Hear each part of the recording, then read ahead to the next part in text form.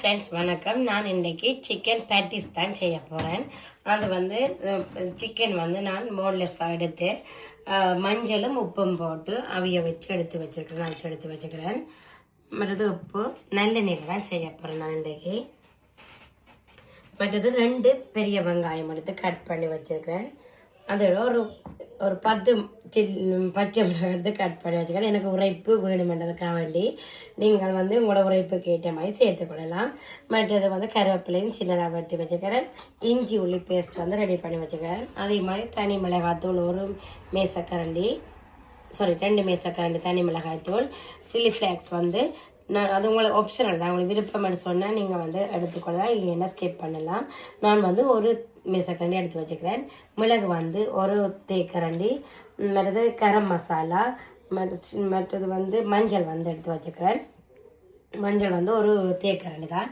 இப்போ செய்முறைக்குள்ள போவோம். இப்போ சட்டி சூடாகிட்டு நான் வந்து 1 மேசக்கரண்டி வந்து நல்லெண்ணெய் வந்து சேர்க்கிறேன். எண்ணெய் சூடாகிட்டு நான் வந்து வெங்காயம் வந்து சேர்க்கிறேன். வெங்காயத்தையும் சேர்த்து நல்ல வடிவாக மிக்ஸ் பண்ணி விடுவோம். கொஞ்சம் வெங்காயம் இப்போ பார்த்தீங்கன்னா வெங்காயம் வந்து இந்த வதங்கிச்சேண்டா காணும். நான் இஞ்சி உள்ளி பேஸ்ட்டையும் வந்து இதில் ஆட் பண்ணுறேன். அந்த பச்சை வாசனை இல்லாமல் போக இதோடு சேர்த்து கொஞ்சம் கருவேப்பிலையும் கொஞ்சம் பச்சை மிளகாயும் சேர்க்கிறேன். என்ன முழுக்கள் நான் சேர்த்தா முதலே இப்படி வதங்கிச்சேன்னு சொன்னால் அந்த காரத்தன்மை உரைப்பு தன்மை இல்லாமல் இருக்கும். அதனால் வந்து நான் கொஞ்சத்தை 2ஐயும் சேர்க்கிறேன். ஃபைனலாக வந்து மிச்சம் சேர்க்கிறேன்.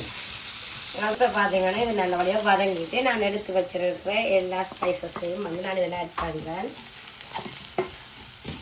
இதையும் வந்து நல்ல வடிவாக அப்படி மிக்ஸ் பண்ணுவோம். இந்த பச்சை வாசனை இல்லாமல் போகும் வரைக்கும் நாங்கள் வந்து இப்படி செய்வோம்.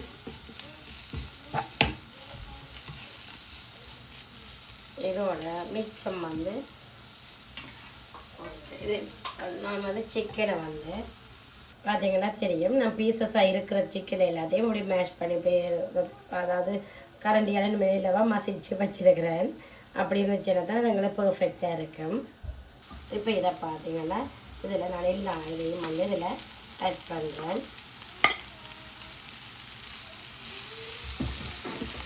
இதையும் நல்ல வடிவாக மிக்ஸ் பண்ணி விடுவோம்.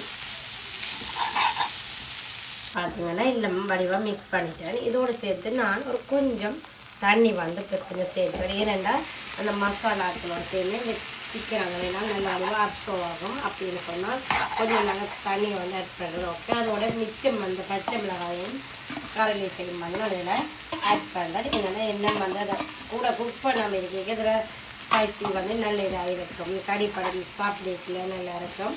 அதனால் வந்து நான் வந்து சேர்க்கிறேன்.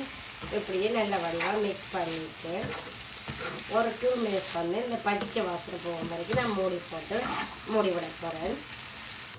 5 மினிட்ஸ் வந்து மூடி இருக்கு. இப்போ பார்த்தீங்கன்னா இந்த பர்ஃபெக்டாக வந்துருக்குது. ஓகே, இப்போ நான் வந்து அடுப்பை நிப்பாட்டிட்டு இனி வந்து மாவை குழைப்போம். மாவு வந்து நான் இதில் 3 சுண்டு எடுத்து வச்சுக்கிறேன். ஆல் பர்பஸ் ஃப்ளவர் தான் எடுத்து வச்சுக்கிறேன். இப்போ வந்து நான் உப்பு வந்து சேர்க்க போகிறேன்.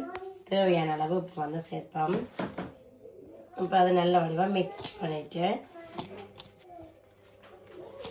கொஞ்சம் கொஞ்சமாக நாங்கள் தண்ணி சேர்த்து இனி நாங்கள் குழைச்சி எடுக்கணும். கொஞ்சம் கொஞ்சமாக தண்ணி எடுத்துட்டு அப்படியே குழைச்சி போல் மாதிரி எடுப்போம்.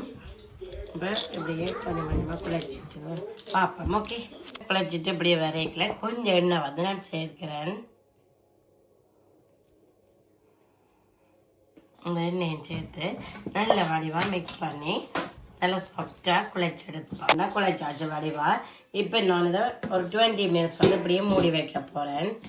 20 மினிட்ஸால் பார்ப்போம். பார்த்தீங்கன்னா நான் ஒரு போட்டில் வந்து தான் வச்சு அப்படி உருட்டி போட்டேன்.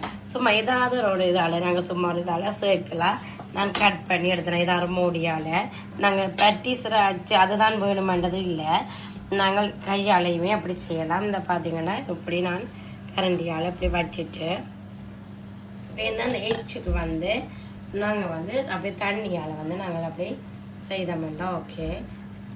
தண்ணியாலே எல்லா விளிம்புக்குமே வந்து அப்படி செய்துட்டு இதை அப்படியே மூடி